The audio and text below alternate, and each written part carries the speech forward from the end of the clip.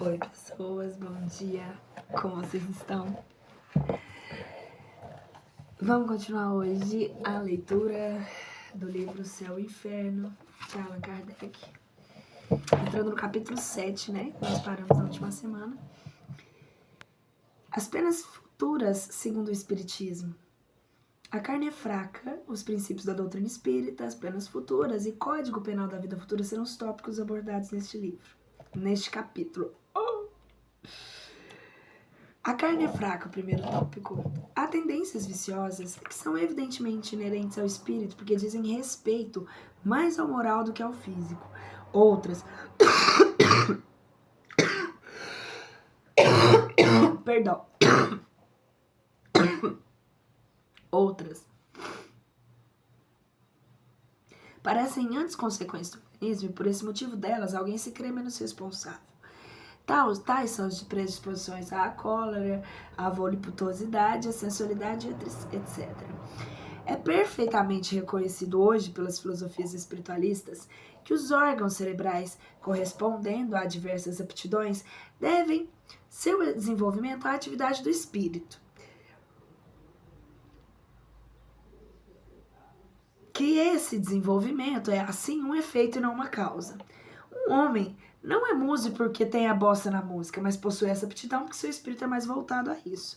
Se a atividade do espírito reage sobre seu cérebro, ela deve reagir igualmente sobre as outras partes do organismo. O espírito é, assim, artífice do seu próprio corpo, que o molda, por assim dizer, a fim de apropriá-lo às suas necessidades e à manifestação das suas tendências. Isto posto, a perfeição do corpo das raças avançadas não seria produto de criações distintas, mas resultado do trabalho do espírito, que aperfeiçoou seu aparelhamento à medida que as suas faculdades aumentam.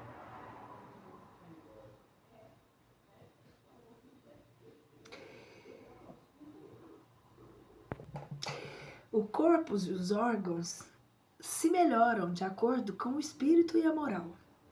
Se o espírito e a moral melhoram, porque a moral é uma questão do espírito, né? Os órgãos se melhoram. Então nós precisamos entender qual órgão está ligado ao quê. Qual órgão está ligado a qual sentimento? Qual órgão está ligado a qual ressentimento? Porque assim, controlando esses sentimentos, tanto o excesso quanto a falta, nós conseguimos entender o perfeito funcionamento do todo. Continuando aqui. Por uma consequência natural desse princípio, as disposições moral do espírito devem se modificar as qualidades do sangue, dar-lhe maior ou menor atividade, provocar uma secreção mais ou menos abundante, de bilis ou de outros fluidos. É aqui que eu cheguei que eu queria falar sobre, por isso que eu fiz aquele comentário. Eu sentir, por exemplo, às vezes uma produção maior ou menor de bilis. Por que é necessário uma maior produção de bilis para uma maior digestão? O que não foi tão bem digerido para que ficasse preso? Qual sentimento está ligado à digestão, ao sistema digestivo? Que está ligado ao cérebro, que está ligado ao espírito?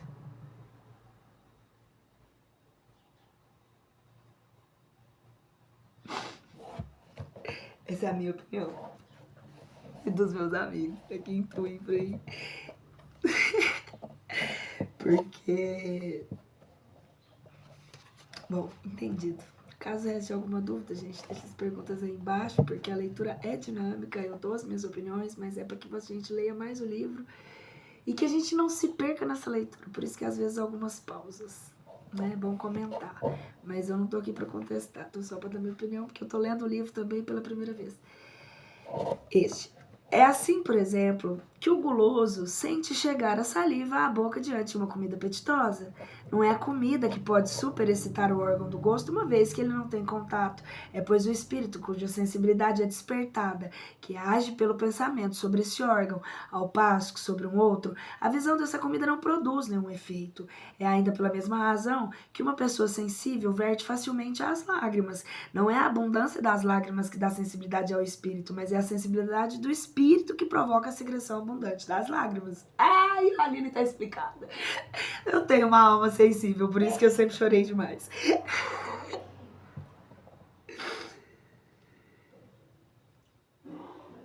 Sobre o império da sensibilidade, o organismo está apropriado para a disposição normal do espírito, como estava apropriado ao espírito guloso.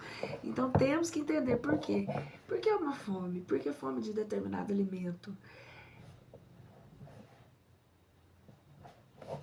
Coça, por quê? Porque a substância desse alimento ela vai agir aonde? Nossa, eu passei agora com essa leitura. Quero. Gente, o formato vai começar a melhorar das gravações, tá? É uma leitura, é dinâmica, mas a gente vai fazer esses comentáriozinhos aí, né? Que a Aline deixa. Depois, se precisar da gente fazer algum tópico específico, deixem as dúvidas, eu prometo que a gente vai saná-las.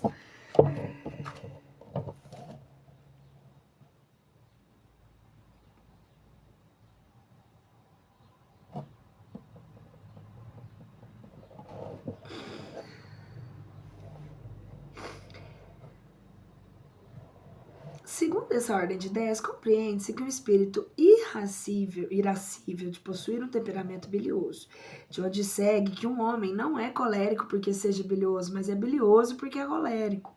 Ocorre o mesmo com as suas outras disposições instintivas. Então se produz muita bilis, muita raiva, muita cólera, né? Tá produzindo muito porque tá deixando muita coisa contida. Será? Se alguém discordar, me fala. Mas essa é a opinião diante das coisas que eu já vi.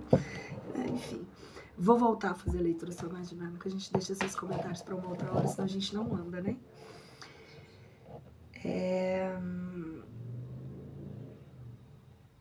Ocorre o mesmo com todas as outras disposições instintivas. Um espírito mole e indolente deixará o seu organismo no estado de atonia com relação ao seu caráter. Ao passo que se é ativo e enérgico, dará ao seu sangue e aos seus nervos qualidades muito diferentes. A ação do espírito sobre o físico é de tal modo evidente que se vêem frequentemente graves desordens orgânicas se produzirem pelo efeito das violentas comoções morais. A expressão vulgar. A emoção lhe altera o sangue. A emoção lhe altera o sangue, não está tão privada de sentido como se poderia crer. Ora, o que poderia alterar o sangue senão as disposições morais do espírito? Nossa, faz muito sentido, faz muito sentido.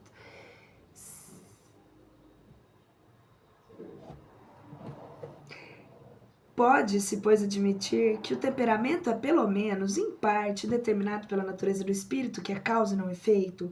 Dizemos em parte porque há casos em que o físico evidentemente influi sobre o moral, e quando o estado mórbido ou anormal é determinado por uma causa externa, acidental, independente do espírito, como a temperatura, o clima, os vícios hereditários da constituição, o mal-estar passageiro e etc. O moral do espírito pode então ser afetado em suas manifestações pelo estado patológico, sem que a sua natureza intrínseca seja modificada.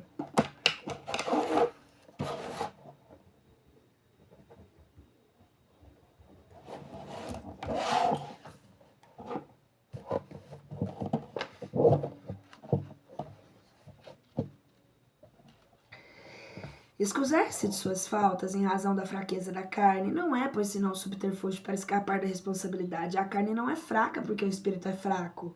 O que reverte a questão deixa ao estado de espírito, O que reverte a questão e deixa ao espírito a responsabilidade de todos os seus atos. A carne, que não tem nem pensamento e nem vontade, não prevalece jamais sobre o espírito, que é o ser pensante que decide.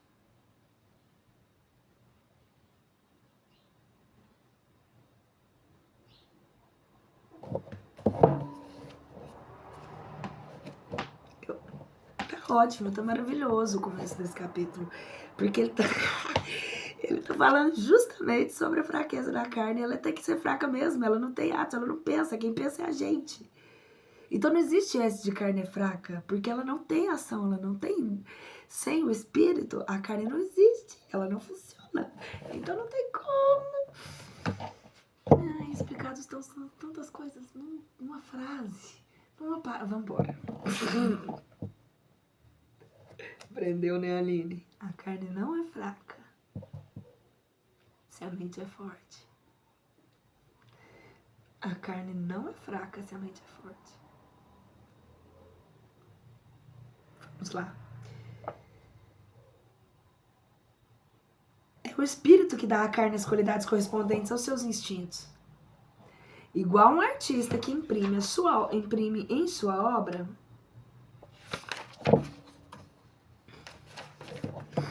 material à marca do seu gênio. Espírito liberto dos instintos da bestialidade modela um corpo que não é mais tirano para suas aspirações em direção à espiritualidade do seu ser. É, então, que o homem come para viver, porque viver é uma necessidade, mas não vive mais para comer. A responsabilidade da moral dos atos da vida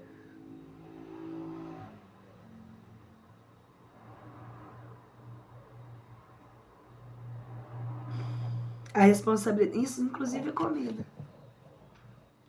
O controle está na mente. A responsabilidade moral dos atos da vida, pois permanece inteira, mas a razão diz que as consequências dessa responsabilidade devem estar em relação com o desenvolvimento intelectual do espírito. Quanto mais este esteja esclarecido, menos é excusável, porque com a inteligência e o senso moral nascem as noções do bem e do mal, do justo e do injusto. Essa lei explica o insucesso da medicina em certos casos. Desde que o temperamento é um efeito, não a causa, os esforços na tentativa de modificá-lo necessariamente são paralisados pelas disposições moral do espírito, que opõe uma existência inconsciente e neutraliza a ação terapêutica. Trocando em miúdos, se a sua mente não muda, a cura não vem.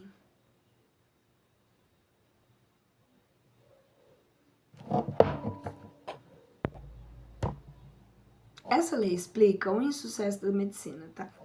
Que é onde a gente parou no... Tá. É, pois, sobre a primeira causa que é preciso agir. Daí, se for possível, coragem ao covarde e vereis sinceramente os efeitos psicológicos do medo. Isso prova mais uma vez a necessidade para a arte de curar, de se levar em conta a ação do elemento espiritual sobre o organismo. Princípios da doutrina espírita sobre as penas futuras.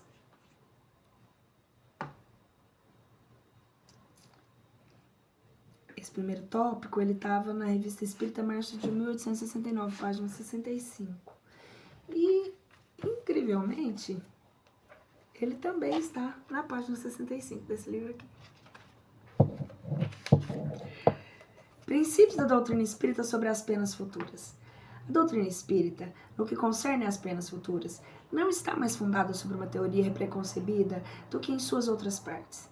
Não é um sistema substituindo outro sistema. Em todas as coisas apoia-se sobre as observações, e é isso que lhe dá autoridade. Ninguém, pois, imaginou que as almas, depois da morte, deveriam se encontrar em tal ou tal situação. São os próprios seres que deixaram a Terra que vem hoje nos iniciar nos mistérios da vida futura, descrever a sua posição feliz ou infeliz, suas impressões e sua transformação com a morte do corpo.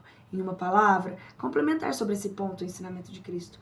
Não se trata aqui da relação de um único espírito que poderia não ver as coisas sob o seu ponto de vista, sob um único aspecto, ou estar ainda dominado pelos preconceitos terrestres, nem de uma revelação feita a um único indivíduo, que poderia se deixar enganar pelas aparências, nem de uma visão estática, que se presta às ilusões, e no mais das vezes, não é senão reflexo de uma imaginação exaltada, mas trata-se de inumeráveis exemplos fornecidos por todas as categorias de espíritos, desde o alto até o mais baixo da escala, com a ajuda dos inumeráveis intermediários disseminados sobre todos os pontos do globo, de tal sorte que a revelação não é privilégio de ninguém, que cada um também pode ver e observar, que ninguém está obrigado a crer na fé de outrem.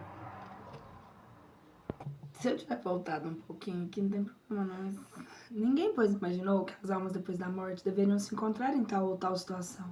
São os próprios seres que deixaram a Terra e que vêm hoje nos iniciar nos mistérios da vida futura, descrever sua posição feliz ou infeliz, suas impressões, sua transformação com a morte do corpo. Em uma palavra, completar sobre esse ponto o ensinamento do Cristo. Ele está carregando.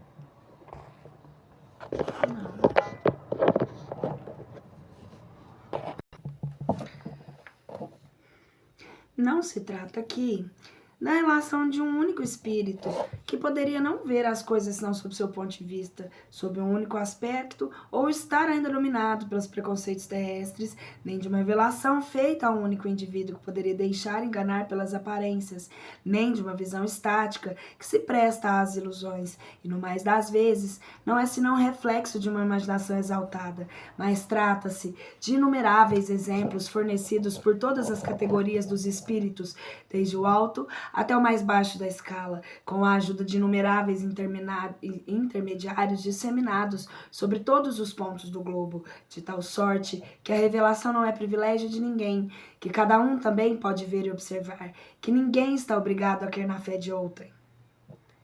Código Penal da Vida Futura. O Espiritismo não vem, pois com a sua autoridade particular, formular um código de fantasia. Sua lei, no que diz respeito ao futuro da alma, deduzida a observação tomada sobre os fatos, pode se resumir nos pontos seguintes.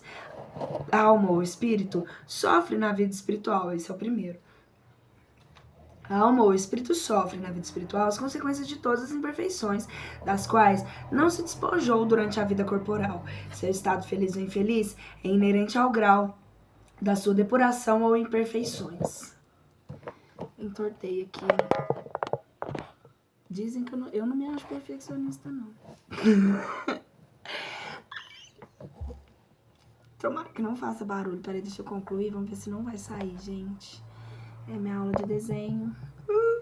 Tem que ficar pra depois. Não vou mexer. Tá.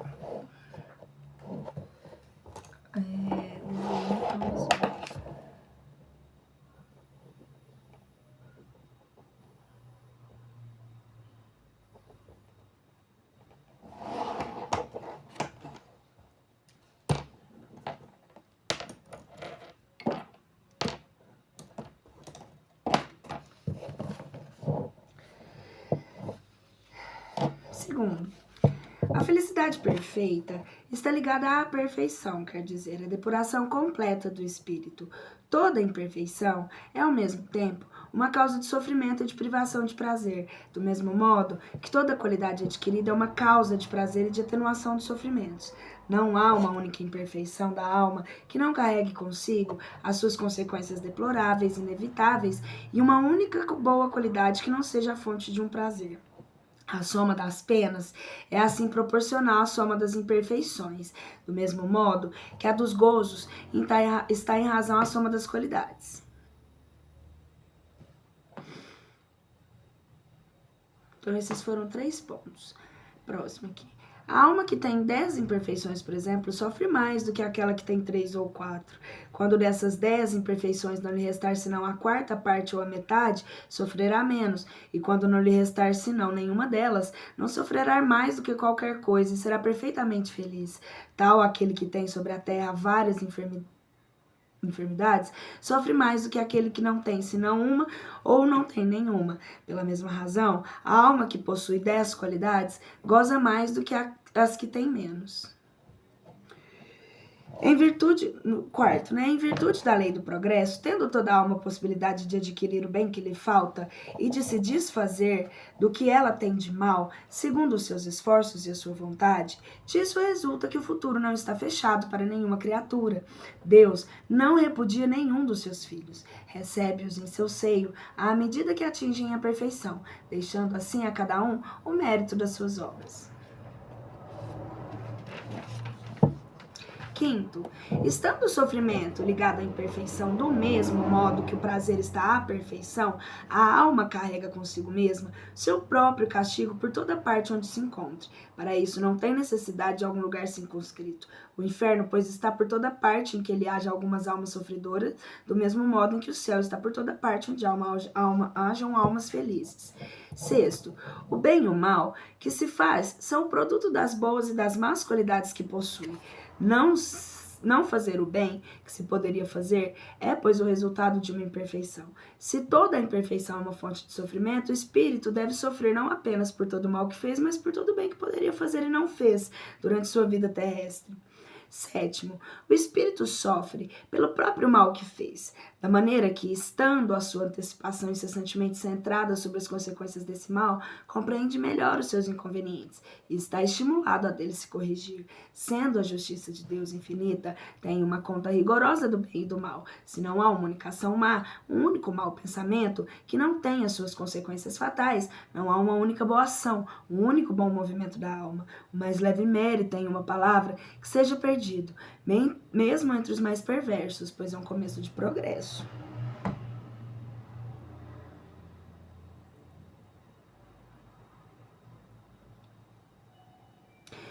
Capítulo 9. Toda falta cometida, todo mal realizado é uma dívida contraída que deve ser paga. Se não for numa existência, será na seguinte ou nas seguintes, porque todas as existências são solidárias umas com as outras. Aquilo que se paga na existência presente não deverá ser pago por segunda vez. 10º, o espírito sofre a pena de suas imperfeições, seja no mundo espiritual, seja no mundo corporal. Todas as misérias, todas as vicissitudes que suportamos da vida corporal são consequências de nossas imperfeições, de expiações, de faltas cometidas, seja na existência presente, seja nas precedentes. Pela natureza dos sofrimentos e das vicissitudes que experimentam na vida corporal, pode-se julgar a natureza das faltas cometidas em uma excelente existência, das imperfeições que lhes são causa. 11º, a expiação varia segundo a natureza e a gravidade das faltas. A mesma falta pode assim dar lugar a expiações diferentes, segundo as circunstâncias atenuantes ou agravantes nas quais foram cometidas. 12º, não há, sob o aspecto da natureza e da duração do castigo, nenhuma regra absoluta e uniforme. A única lei geral é que toda falta recebe essa punição e toda boa ação a sua recompensa segundo seu valor. A duração do castigo está subordinada à melhoria do espírito culpado. 13º, a duração do castigo está subordinada à melhoria do espírito culpado. Nenhuma condenação por tempo determinado é pronunciada contra ele. O que Deus exige por termo aos seus sofrimentos é uma melhoria séria, efetiva e um retorno sincero ao bem.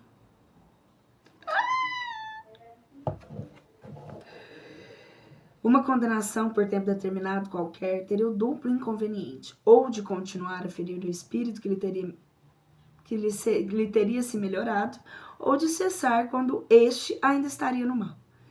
O Deus que é justo pune o mal quando ele existe e cessa de punir quando o mal não existe mais.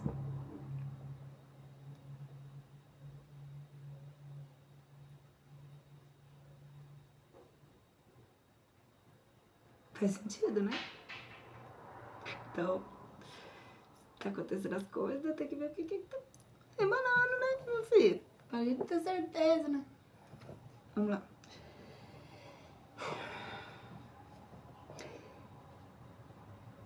Ou sequer, sendo moral por si mesmo, uma causa de sofrimento, o sofrimento dura tão longo tempo quando o mal subsiste, ou a sua intensidade diminui à medida que o mal se enfraquece. Estando a duração do castigo subordinada ao melhoramento, disso resulta que o espírito culpado, que nunca melhorasse, sofreria sempre, e que para ele a pena seria eterna. 15º, uma condição inerente à inferioridade dos espíritos é a de não ver o termo da sua situação e de crer que sofrerão para sempre. É para eles um castigo que lhes parece que será eterno.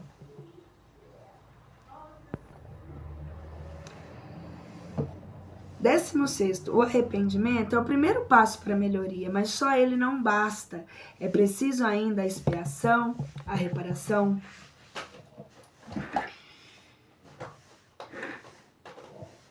Arrependimento, expiação e reparação são as 3 condições necessárias para apagar os traços de uma falta e suas consequências. O arrependimento abranda as dores da expiação, no que traz esperança e prepara os caminhos da reabilitação, mas unicamente a reparação pode anular o efeito. Em destruindo a causa, o perdido não seria uma graça, o perdão seria uma graça e não uma anulação. 17º, o arrependimento pode ocorrer em qualquer parte, em qualquer tempo. Se é tardio, o culpado sofre por mais tempo. A expiação consiste nos sofrimentos físicos e morais, que são a consequência da falta cometida, seja desde a vida presente, seja depois da morte da vida espiritual, seja em nova existência corporal até que os traços da falta tenham se apagado. A reparação consiste em fazer o bem a quem se fez o mal. Aquele que não reparar os seus erros nesta vida, por impossibilidade ou má vontade, reencontrar-se-á numa existência ulterior, com as mesmas pessoas que tiveram tiveram do que se lastimar dele, e em condições escolhidas por ele mesmo, de maneira a poder provar-lhes o seu devotamento e fazer-lhes tanto bem quanto lhes haja feito mal. Nem todas as faltas acarretam prejuízo direto e efetivo. Nesse caso, a reparação se cumpre, fazendo o que se devia fazer e não se fez, cumprindo os deveres que foram negligenciados ou desconhecidos, as missões em que se faliu, praticando o bem que se sentiu contrário àquilo que se fez mal. Quer dizer, sendo humilde se foi orgulhoso, brando ou foi duro, caridoso se foi egoísta, benevolente se foi malévolo, trabalhador se foi preguiçoso, útil se foi inútil, moderado se foi dissoluto, de bom exemplo se deu maus exemplos, etc.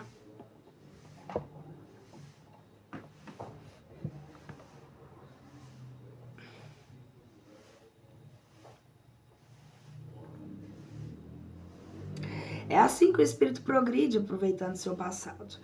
18º. Os espíritos imperfeitos estão excluídos do mundo dos felizes, onde perturbariam a harmonia. Permanecem nos mundos inferiores, onde espiam suas faltas pelas tribulações da vida e se purificam das suas imperfeições, até que mereçam se encarar nos mundos mais avançados moral e fisicamente. Se pode conceber um lugar de castigo circunscrito, é nesses mundos de expiação, porque ao redor desses mundos que pululam os espíritos imperfeitos desencarnados, à espera de uma nova existência que lhes permitindo reparar o mal que fizeram, ajudará ao seu adiantamento.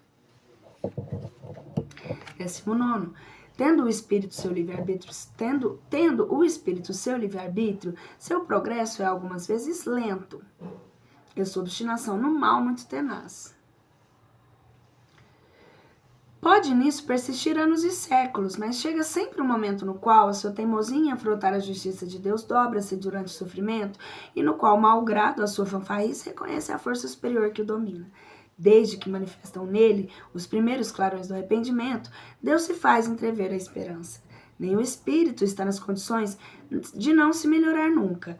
De outro modo, estaria fatalmente destinado a uma eterna inferioridade e escaparia da lei do progresso que rege providencialmente todas as criaturas.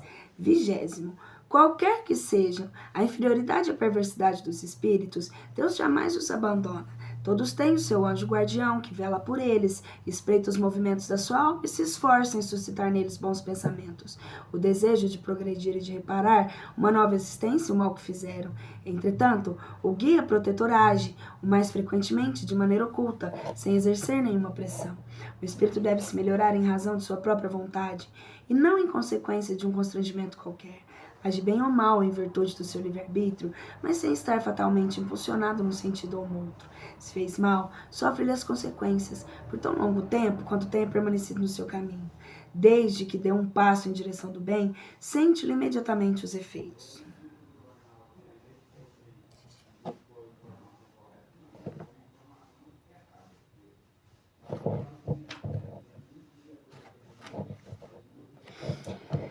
Vou ler uma nota aqui.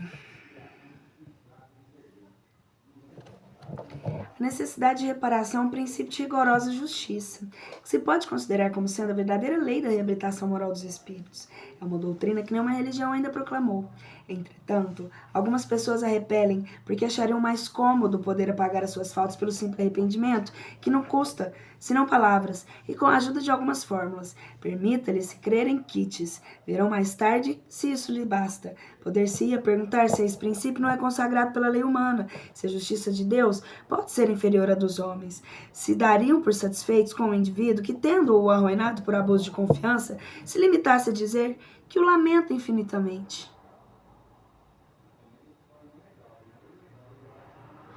Por que recuariam diante de uma obrigação que todo homem honesto far-se-ia um dever cumpri-la na medida de suas forças, quando essa perspectiva de reparação estiver inculcada na crença das massas, será um freio bem mais poderoso do que o inferno das penas eternas, porque diz respeito à atualidade da vida, e o homem compreenderá a razão de ser das circunstâncias penosas em que está colocado, ou seja, ação e reação, causa e efeito. Tudo que vai e volta. Simples assim. Isso explica quando um anjo fala pra gente. quando as moças, o cara fala, não pode falar assim aqui, né? Porque a gente tá lendo, não pode, que a gente tá lendo uma codificação, que eu vou falar uma coisa pra vocês. Quando um Exu e uma Pombagira ou qualquer outro tipo de entidade de outra religião falar pra vocês que o que vai, volta, é isso aqui, ó. Tá explicado no Livro dos Espíritos, que foi escrito em 1869.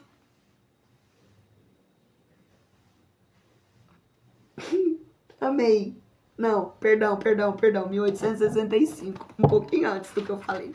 1869 foi quando Allan Kardec faleceu. Então, gente, tá aqui, ó. Causa e efeito. Tá explicado na física, tá explicado no Livro dos Espíritos, tá explicado no Céu e Inferno. Ai, que legal. Agora eu não vou me sentir culpada quando eu olhar e falar, não, realmente tem que voltar, né? Porque eu recebo. Não é que a gente deseja o mal, é porque a gente sabe que vai acontecer, aconteceu com a gente. Desejo nada mais do que segundo as obras. Assim como foram e são as minhas. Porque eu também, quando faço errado... Nossa, fez uma explicação muito boa. Outra nota. Seria um erro crer que, em virtude da lei do progresso, a certeza de chegar cedo ou tarde à perfeição e felicidade é um encorajamento para que se persevere no mal, sob a condição de se arrepender mais tarde. Primeiro, porque o espírito inferior não vê o fim da sua situação. Em segundo lugar, porque, sendo o espírito artífice da sua própria infelicidade, acaba por compreender que depende dele fazê-la cessar. Que quanto mais tempo persistir no mal, por mais tempo será infeliz. O seu sofrimento durará sempre que não se colocar um fim. Seria, pois, de sua parte, um cálculo falso. Qual seria a primeira vítima? Se, ao contrário, segundo o dogma das penas irremissíveis, toda a esperança lhe estivesse para sempre assustada, não teria nenhum interesse em se voltar para o bem, que lhe seria sem proveito.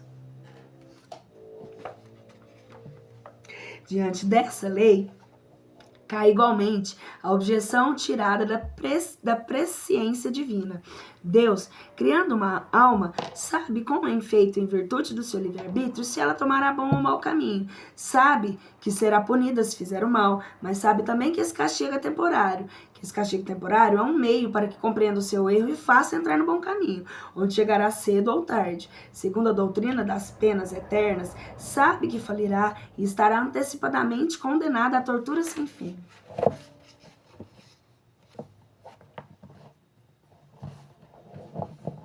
Até que você pode passar anos a fio. A hora que você resolver, muda. Pode ser milhares, milênios. A hora que você resolver, muda. Mesmo depois que você desencarna, se você continua sofrendo no umbral, é porque você não conseguiu aceitar. Muda. Na hora que você entende, muda.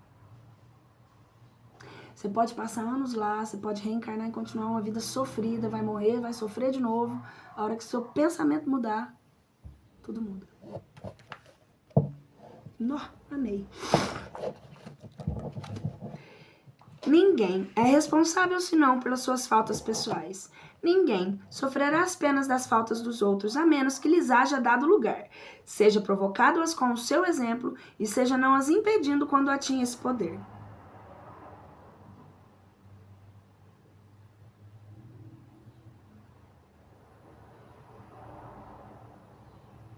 Você deu o exemplo?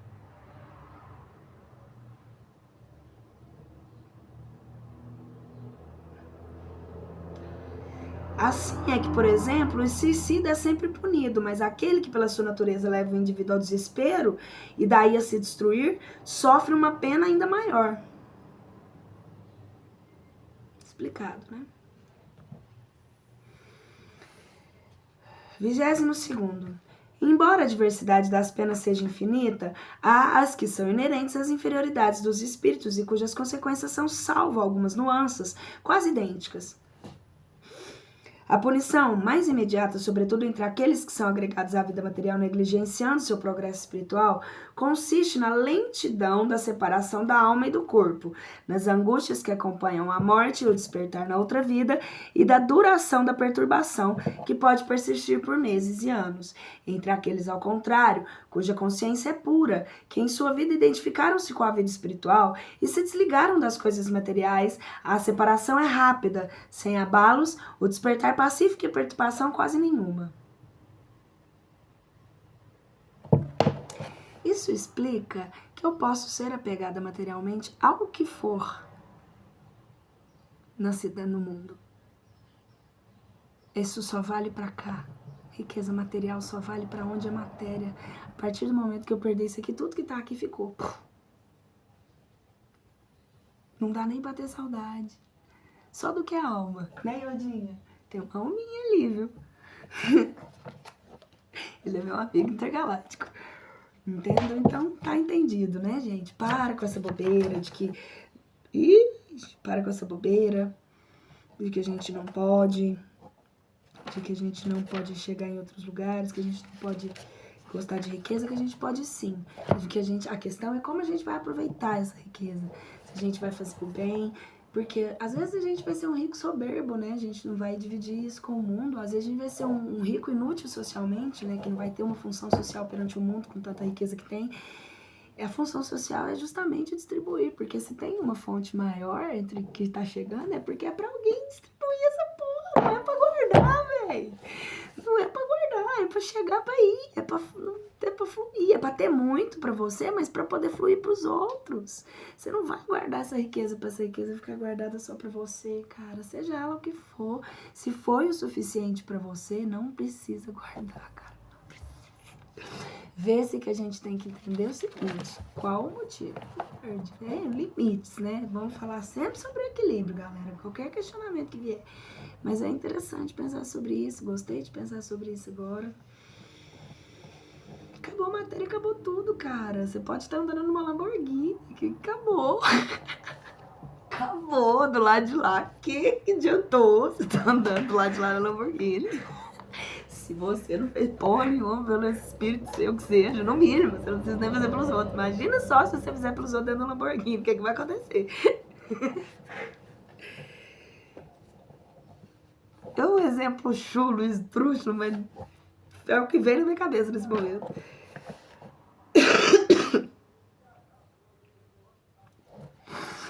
Vigésima terceira questão aqui. Um fenômeno muito frequente entre os espíritos de certa inferioridade moral consiste em se crerem ainda vivos, e essa ilusão pode se prolongar durante anos, durante os quais sofrem todas as necessidades, todos os tormentos, todas as perplexidades da vida. Para o criminoso, a visão incessante de suas vítimas e das circunstâncias do crime é um cruel suplício. Certos espíritos são mergulhados em espessas trevas, outros estão em isolamento absoluto no meio do espaço, atormentados pela intolerância da sua posição e da sua sorte. Os mais culpados sofrem tanto mais pungentes que não se veem o fim. Muitos estão privados de ver os seres que lhes são caros. Todos geralmente suportam com relativa intensidade os males, as dores e as necessidades que fizeram outros experimentarem, até que o arrependimento e o desejo de reparação vêm e trazem um abrandamento, fazendo-os entrever a possibilidade de colocarem por si mesmo um fim a essa situação.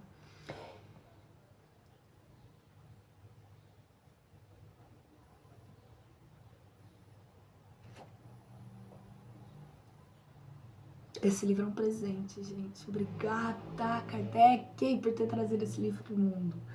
Esse livro é um presente. Esse aqui é o Céu e o Inferno. Depois dele é a Gênesis, gente. A coletânea inteira. São 6 livros. E ainda tem um outro. Esse aqui são 5 livros. Eu falo que são 6 porque eu li o que é o Espiritismo antes do Livro dos Espíritos. E depois ele vem Não, é um presente. Sério. Sempre amei isso aqui. E, cara, tá tudo aqui.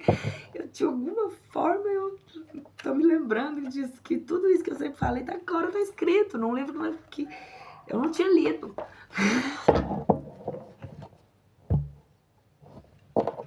Que droga. Nossa, né? A gente perde tanto tempo lendo coisa idiota. Vamos lá, gente. É um suplício para o orgulhoso ver acima dele na glória, cercado de festas, aquele que havia desprezado na terra, ao passo que está relegado às últimas posições. Para o hipócrita se ver traspassado pela luz, que põe a nu seus mais secretos pensamentos, que todo mundo pode ler. Nem meio há para eles de se esconder e de se dissimular. Para o sensual ter todas as tentações sem poder satisfazê-las. Para o avarento ver o seu outro o seu ouro, dilapidá-lo e não poder retê-lo, para o egoísta ser abandonado por todos e sofrer tudo que os outros sofreram por ele, terá sede e ninguém lhe dará de beber. Terá fome e ninguém lhe dará de comer. Nenhuma só mão amiga vem apertar a sua, nenhuma voz complacente vem consolá-lo. Não pensou senão em si durante a vida, ninguém pensa nele e lamenta-o depois da sua morte. 27º.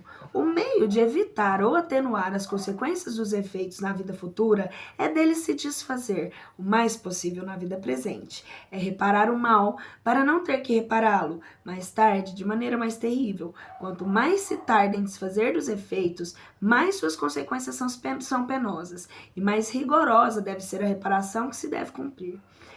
28º. A situação do espírito deve... Desde sua entrada da vida espiritual, é aquela que ele se preparou pela vida corporal. Mais tarde, uma nova encarnação lhe é dada para a expiação e a reparação, por meio de novas provas, mas aproveita mais ou menos em virtude de seu livre-arbítrio. Se não a aproveita, é uma tarefa a recomeçar, cada vez em condições mais penosas, de sorte que aquele que sofre muito na terra pode-se dizer que tinha muito a expiar. Os que gostam de uma felicidade aparente, malgrado os seus vícios e a sua inutilidade, estejam certos de pagá-la caro numa existência ulterior. Foi nesse sentido... Perdão.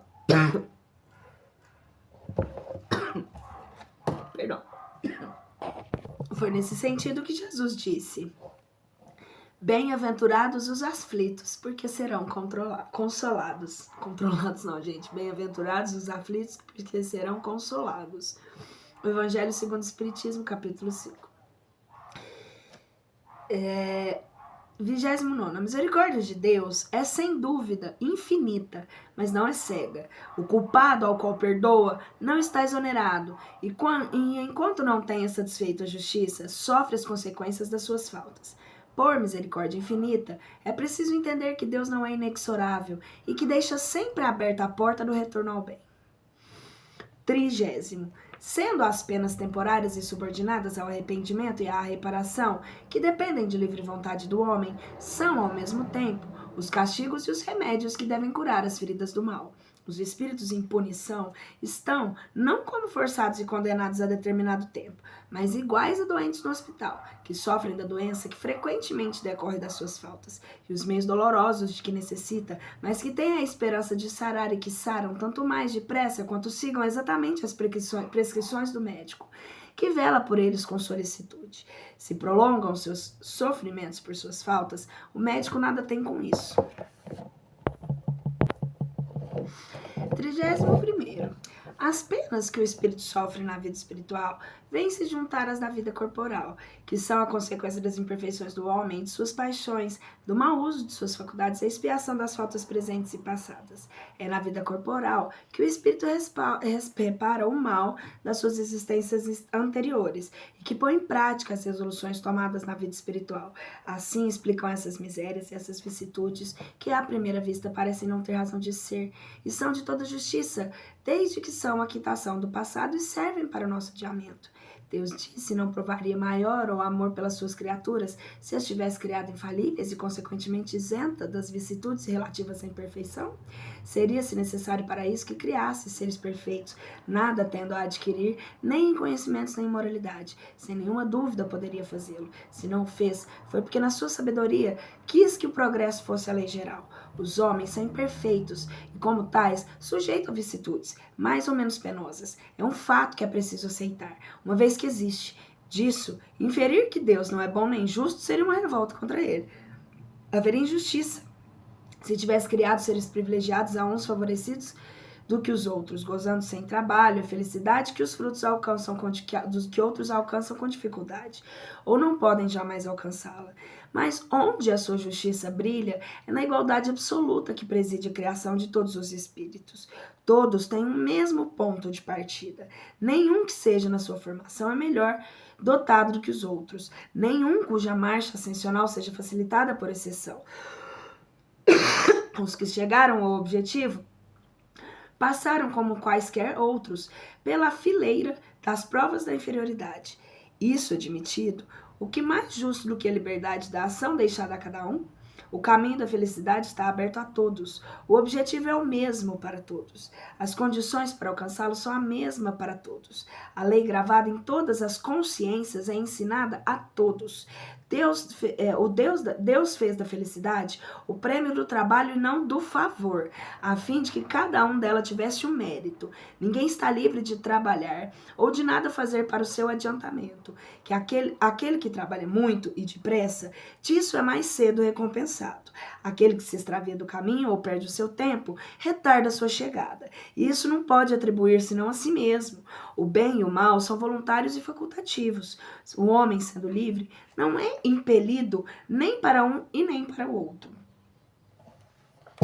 33º. Malgrado a diversidade dos gêneros e do grau de sofrimento dos espíritos imperfeitos, o Código Penal da vida futura pode se resumir nesses 3 princípios. O sofrimento está ligado à imperfeição. Toda imperfeição e toda falta que lhe é consequente carrega consigo seu próprio castigo. Por suas consequências naturais e inevitáveis, como a doença, é a consequência dos excessos. O tédio da ociosidade, sem que haja uma condenação especial para cada falta e cada indivíduo. Todo homem, podendo se desfazer das suas imperfeições por meio da sua vontade, pode se poupar dos males, que são as suas consequências, e assegurar a sua felicidade futura. Tal é a lei da justiça divina, cada um segundo as suas obras, assim no céu como na terra.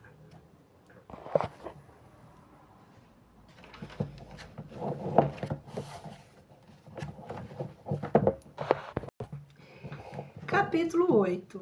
Os anjos. Os anjos segundo a igreja, refutação, os anjos segundo o espiritismo. Os anjos segundo a igreja, número 1. Todas as religiões tiveram sob diversos nomes anjos, quer dizer, seres superiores à humanidade, intermediários entre Deus e os homens. O materialismo, negando qualquer existência espiritual fora da vida orgânica, naturalmente incluiu os anjos entre as ficções e as alegorias. A crença dos anjos faz parte essencial dos dogmas da igreja. Assim ela os define. 2. Cremos firmemente que diz um concílio geral e ecumênico, que não há senão um verdadeiro Deus eterno e infinito, o qual no princípio dos tempos criou do nada todo o conjunto, e uma outra criatura, espiritual e a corporal, a angélica e a mundana, e em segunda, formou como intermediária entre as duas a natureza humana, composta de corpo e espírito. Tal, segundo é a fé, o plano divino das obras da criação, plano majestoso e completo como a divina sabedoria divina, assim concebido, oferece aos nossos pensamentos o ser em todos os graus e em todas as condições. Na mais elevada esfera, aparece a existência e a vida puramente espiritual. Na última classe, a existência é a vida puramente material. E no meio que as separa, uma maravilhosa união de suas substâncias. Uma vida inteiramente comum e, ao mesmo tempo, ao espírito inteligente e ao corpo organizado.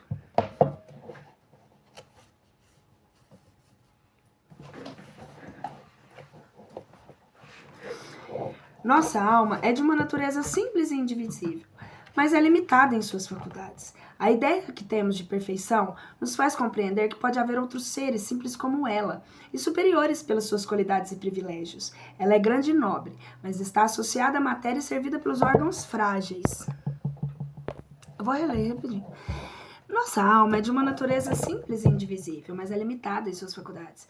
A ideia que temos da imperfeição nos faz compreender que pode haver outros seres simples como ela, e superiores pelas suas qualidades e privilégios. Ela é grande e nobre, mas está associada à matéria, servida por órgãos frágeis, limitada em sua ação e seu poder, porque não haveria outras naturezas, mais nobres ainda, livres dessa escravidão e desses entraves, dotadas de uma força maior e de uma atividade incomparável? Antes que Deus houvesse colocado o homem sobre a terra para conhecê-lo, amá-lo e servi-lo, não teria já chamado outras criaturas para comporem sua corte celestial e adorá-lo na morada de sua glória? Deus, enfim, recebe das mãos do homem o tributo da honra e da homenagem desse universo. É de admirar que receba das mãos do anjo o incenso e a oração do homem? Se, pois, os anjos não existissem, a grande obra do Criador não se teria o coroamento e a perfeição de que seria suscetível. Este mundo que atesta sua onipotência não seria mais obra-prima da sua sabedoria. Nossa própria razão, embora fosse fraca e débil, facilmente poderia concebê-lo mais completo e mais perfeito. A cada página do livro dos sacros do Antigo e do Novo Testamento é feita menção dessas sublimes inteligências nas invocações piedosas ou nos episódios da sua história. Sua intervenção aparece manifestantemente na vida dos patriarcas, dos profetas. Deus se serve do seu ministério, ora para intimar as suas vontades, ora para anunciar os acontecimentos futuros. Deles faz quase sempre órgãos da sua justiça, da sua misericórdia. Sua presença está envolvida nas diversas circunstâncias do nascimento e da vida da paixão do Salvador. Sua lembrança é inseparável e dos grandes homens e dos fatos mais importantes da antiguidade religiosa. Encontra-se mesmo no seio do politeísmo e sob as fábulas da mitologia, porque a crença da qual trata é tão antiga, tão universal quanto o mundo. O culto que os pagãos rendiam aos bons e os maus gênios não eram senão uma falsa aplicação da verdade, um resto degenerado do dogma primitivo. As palavras do Santo Concílio de Latrão contêm uma distinção fundamental entre os anjos e os homens. Eles nos ensinam que os primeiros são puros espíritos, aos passos que estes compostos de um corpo e uma alma, quer dizer que a natureza angélica se sustenta por si mesma, não somente se mistura, mas ainda sem associação real possível com a matéria, por leve e sutil que se suponha, ao passo que a nossa alma, igualmente espiritual, está associada ao corpo de um modo a não formar com ele, senão uma única mesma pessoa, que tal é essencialmente o seu destino. Enquanto dure essa união tão íntima da alma com o corpo, essas duas substâncias, que têm uma vida comum, exercem uma sobre a outra uma influência recíproca. A alma não pode libertar inteiramente da condição imperfeita que disso resulta para ela, das suas ideias que lhe chegam pelos sentidos e pela comparação de objetos exteriores, e sempre sob a imagem ou mais ou menos aparentes. Daí vem que ela não possa completar a si mesma e que não possa se representar Deus e os anjos, sem lhe supor alguma forma visível e palpável. Por isso, os anjos, a fim de se fazerem ver pelos santos e pelos profetas, deveram recorrer às figuras corporais, mas essas figuras não eram senão corpos aéreos que faziam mover sem se identificarem com eles, ou atributos simbólicos em relação com a missão da qual estavam encarregados. Seu ser e os seus movimentos não estão localizados e circunscritos em um ponto fixo limitado do espaço. Não estando ligados a nenhum corpo, não podem ser detidos e limitados como o somos por outros corpos. Eles não ocupam nenhum lugar se não preenchem nenhum vazio, mas do mesmo modo que a nossa alma está inteiramente em nosso corpo e em cada uma das suas partes, assim também eles estão, inteiramente e quase simultaneamente em todos os pontos em que todas as partes do mundo. Mais rápidos do que o pensamento, podem estar por toda parte no piscar de olhos e ao operarem por si mesmo, sem outros obstáculos aos seus desígnios, a não ser a vontade de Deus e a resistência da liberdade humana. Enquanto somos reduzidos a não vermos, senão pouco a pouco, em uma certa medida, as coisas que estão fora de nós e que as verdades de ordem sobrenatural não nos aparecem como um enigma no espelho, segundo a expressão do apóstolo São Paulo, eles veem sem esforço o que lhes interessa saber e estão em relação imediata com o objeto do seu pensamento. Seus conhecimentos não são resultado da indução e do raciocínio, mas dessa intuição clara e profunda que abarca todo o conjunto do gênero e a espécie de que deles derivam os princípios e as consequências que deles decorrem. A distância do tempo, a diferença dos lugares, a multiplicidade dos objetos não podem produzir nenhuma confusão em seu espírito.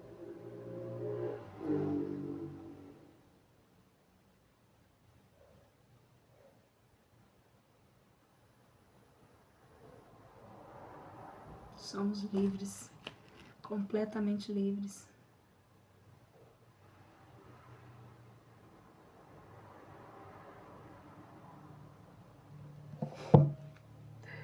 Então a gente vê que toda essa menção dos anjos, que era tudo, realmente é o que está mais do que provado aí, né?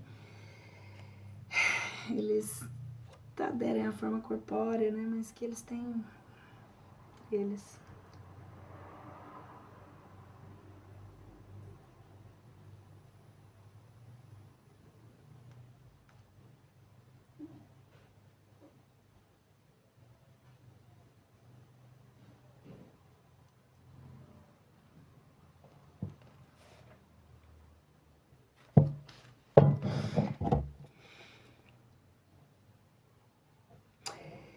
Onde eu parei?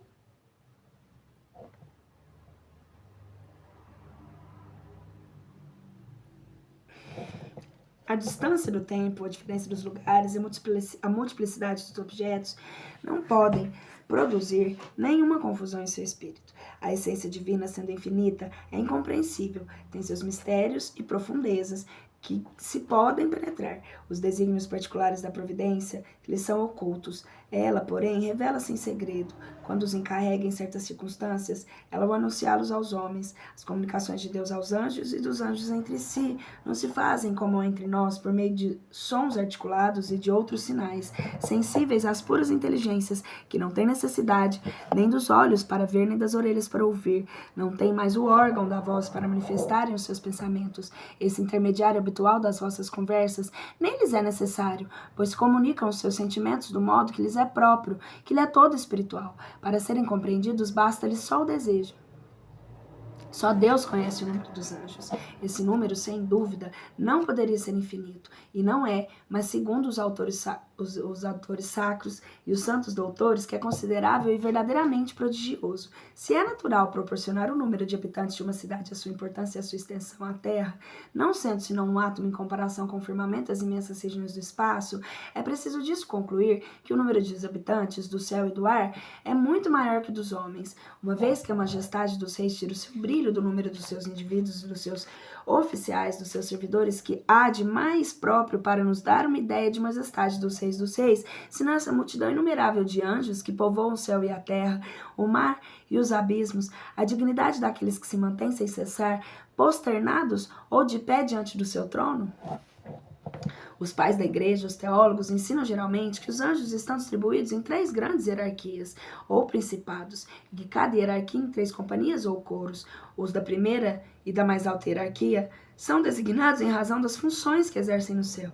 Uns são chamados serafins, porque estão como abrasados diante de Deus, como os ardores da caridade. Estes são os querubins. Os da primeira e da mais alta hierarquia são designados em razão das funções que exercem no céu. São chamados serafins porque estão como abrasados diante de Deus, como os ardores da caridade. Estes, os querubins, porque são o reflexo luminoso da sabedoria. Aqueles, tronos, porque proclamam a sua grandeza e fazem resplandecer-lhe o brilho. Os da segunda hierarquia recebem os seus nomes das operações que lhes são atribuídas no governo geral do universo. São as dominações que atribuem os anjos de ordem inferiores, as suas missões e os seus encargos, as virtudes que realizam os grandes prodígios reclamados pelos grandes interesses da igreja e do gênero humano, as potências que protegem pela sua força e a sua vigilância, as leis que regem o mundo físico e moral. Os da terceira hierarquia têm em partilha a direção da sociedade e das pessoas. São os principados prepostos do reino, das províncias e das dioceses. Os arcanjos que transmitem as mensagens de alta importância. Os anjos guardiões que acompanham cada um de nós para velarem por nossa segurança e nossa santificação. Os anjos guardiões que nos acompanham para segurança e santificação. Os arcanjos que transmitem as mensagens de alta importância. Os principados das províncias e diocese, e os da terceira hierarquia. Os da segunda hierarquia são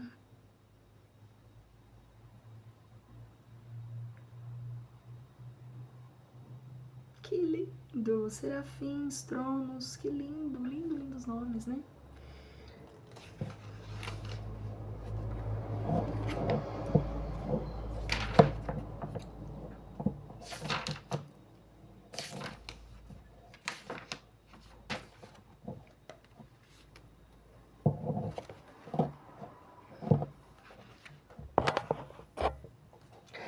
Refutação. 3. O princípio geral que ressalta dessa doutrina é que os anjos são seres puramente espirituais, anteriores e superiores à humanidade, criaturas privilegiadas, destinadas à felicidade suprema e eterna, desde a sua formação, dotadas por sua própria natureza de todas as virtudes e de todos os conhecimentos, sem nada ter feito para adquiri-los, e estão em primeiro lugar na obra da criação, no último lugar a vida puramente material, entre as duas, que é a nossa Humanidade formada de almas e seres espirituais inferiores aos anjos, unidos aos corpos materiais. Várias dificuldades capitais resultam desse sistema. Qual é o primeiro dessa vida puramente material? Trata-se da matéria bruta, mas a matéria bruta é inanimada e não tem vida por si mesma. Que se referir às plantas e aos animais seria então uma quarta ordem da criação, porque não se pode negar que haja no animal mais inteligência que numa planta, e nesta mais do que numa pedra. Quanto à alma humana, que é a transição e está unida diretamente a um corpo que não é senão da matéria bruta, porque sem alma não tem mais vida do que um torrão de terra. Esta divisão, evidentemente, deixa de ter clareza e não concorda com a observação. Assemelha-se à teoria dos 4 elementos, tombada diante dos progressos da ciência. Admitamos, portanto, estes 3 termos, a plano divino, plano majestoso e completo, como convinha a sabedoria eterna. Notemos primeiro que não há nenhuma ligação necessária entre esses 3 termos. São 3 criações distintas, formadas sucessivamente de uma a outra, a solução de continuidade. Ao passo que na natureza tudo se encandeia, tudo nos mostra uma admirável lei de unidade, cujos elementos, que não são senão transformações uns dos outros, têm o seu traço de união. Essa teoria é verdadeira, no sentido que esses 3 termos existem evidentemente, apenas é incompleta, falta-lhe um ponto de contato, como é fácil demonstrar. Número 4. Esses 3 pontos culminantes da criação, diz a Igreja, são necessários à harmonia do conjunto, que haja um só de menos e a obra estará incompleta. Não estará mais segundo a sabedoria eterna. Entretanto, um dos dogmas fundamentais da religião diz que a terra, os animais, as plantas, o sol, a estrela, a própria luz foram criados e tirados do nada, há 6.000 anos. Antes dessa época, não haveria nenhuma criatura humana, nenhuma criatura corporal diante da eternidade decorrida. A obra divina tinha, pois, ficado imperfeita. A criação do universo remontado a 6.000 anos é de tal modo capital um artigo de fé que ainda há poucos anos a ciência era anatematizada porque vinha destruir a cronologia bíblica, provando a alta antiguidade da Terra e de seus habitantes. Entretanto, o Concílio de Latrão, concílio ecumênico que faz a lei em matéria de ortodoxia, disse: cremos firmemente que não há senão um único e verdadeiro Deus, eterno e infinito, que no princípio dos tempos tirou do nada ambas as criaturas, a espiritual e a corporal. Pelo princípio dos tempos não se pode entender senão a eternidade decorrida, porque o tempo é infinito, como o espaço não tem começo nem fim. Essa expressão, o princípio dos tempos, implica a ideia de uma anterioridade limitada. O Concílio de Latão crê, pois firmemente, que as criaturas espirituais e as criaturas corporais foram formadas simultaneamente, tiradas juntas do nada, em época indeterminada no passado, em que se torna, pois, o texto bíblico que fixa a criação em 6.000 anos dos nossos dias. Admitindo que esteja aí o começo do universo visível, esse não é seguramente do tempo em qual crer, no concílio ou na Bíblia. 5. Por outro lado, o mesmo concílio formula estranha proposição. Nossa alma, desigualmente espiritual, está associada ao corpo da maneira a não se formar com ele, senão uma só e mesma pessoa, e tal é essencialmente a sua destinação. Se a destinação essencial da alma é estar unida ao corpo, essa união constitui o seu estado normal, é seu objetivo, seu fim, uma vez que tal é a sua destinação. Entretanto, a alma é imortal, e segundo a Igreja, fosse ela de um século, o que é isso diante da eternidade? Mas para um grande número, é apenas algumas horas. Que utilidade pode ter para a alma essa união efêmera? Quando na eternidade sua mais longa duração é um tempo imperceptível, é exato dizer-se que na sua realidade, se não um acidente, um ponto da vida da lama e não o seu estado essencial. Se a destinação essencial da alma é estar unida a um corpo material, se pela sua natureza e segundo o objetivo providencial da sua criação, esta união é necessária para a manifestação das suas faculdades, disso é preciso concluir que sem o corpo, a alma humana é um ser incompleto. Ora, para permanecer o que ela é, pela sua destinação, depois de deixar um corpo, é preciso que ela retome outro, o que nos conduz à pluralidade forçada da mente. Estranho que o concílio forçada das existências, dita de outro modo, a reencarnação perpétua. É verdadeiramente estranho que um concílio, considerado como sendo uma das luzes da Igreja, tenha identificado a esse ponto o ser espiritual e o ser material.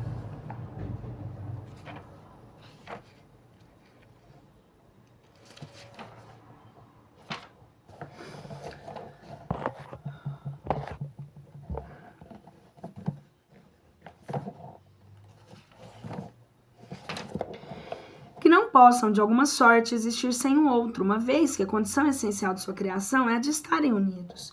O quadro hierárquico dos anjos nos ensina que várias ordens têm em suas atribuições. O governo do mundo físico e da humanidade é o que foram criados para esse fim. Mas, segundo Gênesis, o mundo físico e a humanidade não existem senão há 6.000 anos.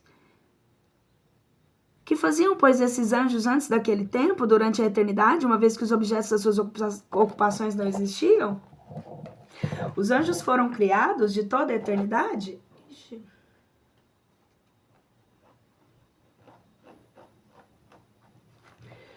Os anjos foram criados de toda a eternidade? Assim deve ser, uma vez que servem de glorificação do mais alto. Se Deus os houvesse criado em uma época qualquer, teria estado até aí, se quer dizer, durante uma eternidade sem adoradores.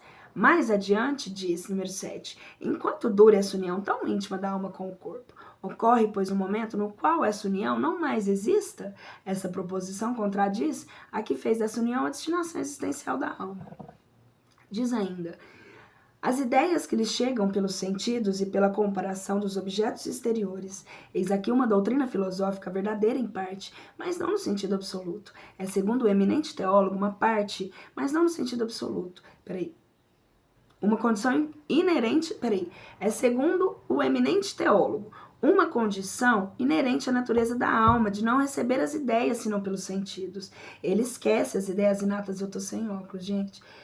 As faculdades, por vezes, tão transcendentes à intuição das coisas que a criança traz, em nascendo e que não deve a nenhuma intrusão. Por qual sentido esses jovens pastores calculadores naturais que espantaram os sábios adquiriram as ideias necessárias à solução quase instantânea dos problemas mais complicados? Pode-se dizer outro tanto de certos músicos, pintores e linguistas precoces?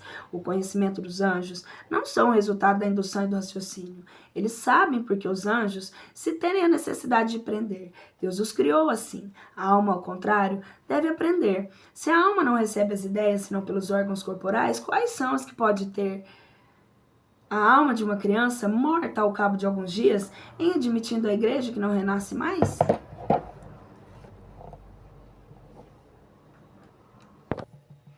8. Aqui se apresenta uma questão vital. A alma adquire ideias e conhecimentos depois da morte do corpo? Se uma vez desligada do corpo, ela nada pode adquirir. A da criança, do selvagem, do cretino, do idiota, do ignorante permanecerá sempre o que era quando morreu. Está voltada à nulidade, pela eternidade. Se ela adquire novos conhecimentos depois da vida atual, é que pode progredir. Sem o progresso ulterior da alma, chega-se às consequências absurdas. Com o progresso, chega-se à negação de todos os dogmas fundados sobre o seu estado estacionário, o destino irrevogável, as penas eternas, etc. Se ela progride, qual é o limite do progresso? Não há nenhuma razão para que não se atinja o grau dos anjos ou puros espíritos. Se ela aí pode chegar, não haveria nenhuma necessidade de criar seres especiais e privilegiados isentos de todo trabalho, gozando de uma felicidade eterna, sem nada terem feito para conquistá-la, ao passo que outros seres menos favorecidos não obtêm suprema felicidade, senão ao preço de longos e cruéis sofrimentos das mais rudes provas. Deus pode, sem dúvida, mas se admite ao infinito das suas perfeições, sem as quais não haveria Deus. É preciso admitir também que não se faz nada de inútil, nem nada que se desminta a soberana justiça e a soberana bondade. 9. Uma vez que a majestade dos reis recebe o seu brilho pelo número de seus súditos e de seus oficiais e de seus servidores, o que é de mais próprio para nos dar uma ideia da majestade do rei do que essa multidão inumerável dos anjos que povoam o céu e a terra, o mar e os abismos, a dignidade daqueles que mantêm sem cessar, os prosternados ou de pé diante de seu trono? Não é rebaixar a divindade assimilando a sua glória ao faço dos soberanos da terra? Essa ideia inculcada no espírito das massas ignorantes falseia a opinião que se faz na sua verdadeira grandeza. É sempre Deus reconduzido às mesquinhas proporções da humanidade. Supor-lhe a necessidade de ter milhões de adoradores sem cessar, posternados ou de pé diante dele, é emprestar-lhe as fraquezas dos monarcas despóticos e orgulhosos do Oriente. O que faz soberanos e verdadeiramente grandes é o número e o brilho dos seus cortesãos? Voltando aqui um pouquinho.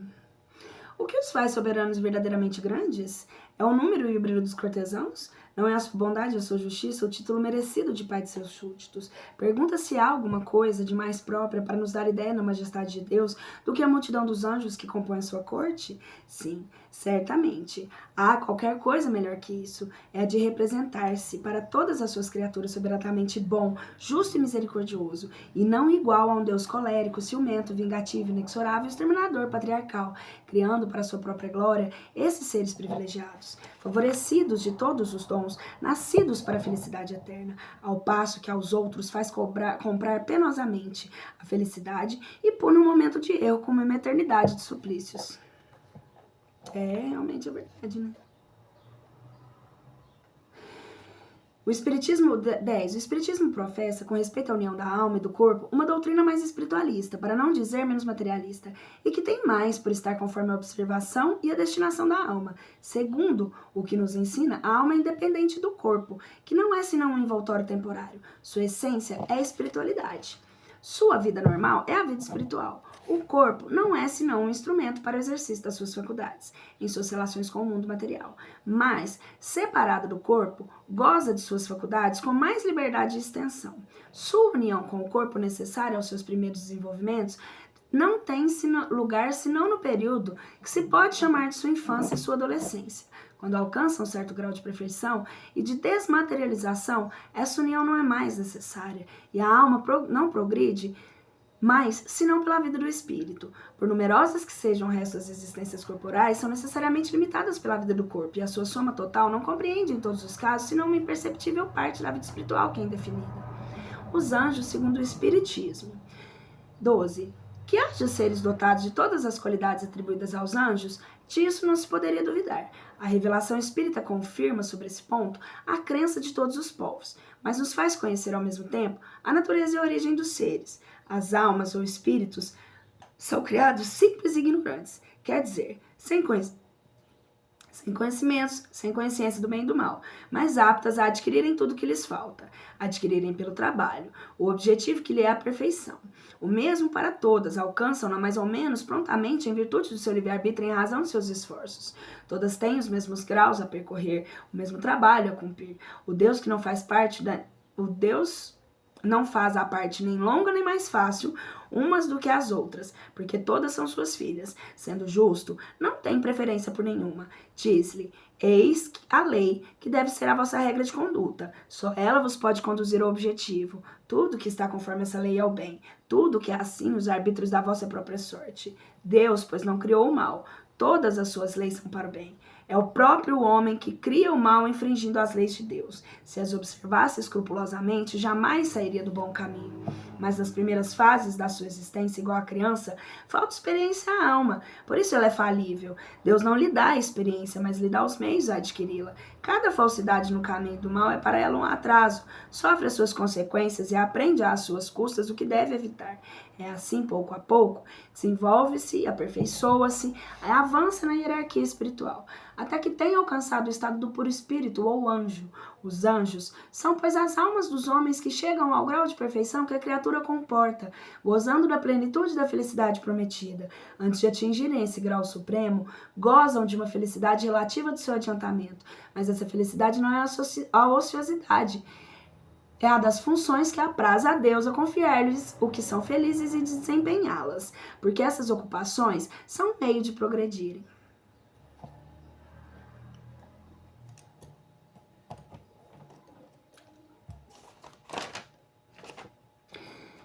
A humanidade não está limitada à Terra. Ela ocupa inumeráveis mundos que circulam no espaço. Povoou aqueles que desaparecem e povoará aqueles que se formarão. Deus tem criado por toda a eternidade e criará sem cessar. Muito tempo antes, pois que a Terra se existisse, por antiga que a suponhamos, teria a vida em outros mundos. Os espíritos encarnados percorreram as mesmas etapas que nós. Os espíritos mais recentes percorreremos nesse momento e que alcançaram o objetivo antes mesmo que tivéssemos saído das mãos do Criador. De toda a eternidade que houve, pois os anjos ou os espíritos puros, mas a sua existência humanitária perdendo-se o infinito do passado. É para nós como se tivessem sempre sido anjos. Assim, se acha realizada a grande lei da humanidade da criação.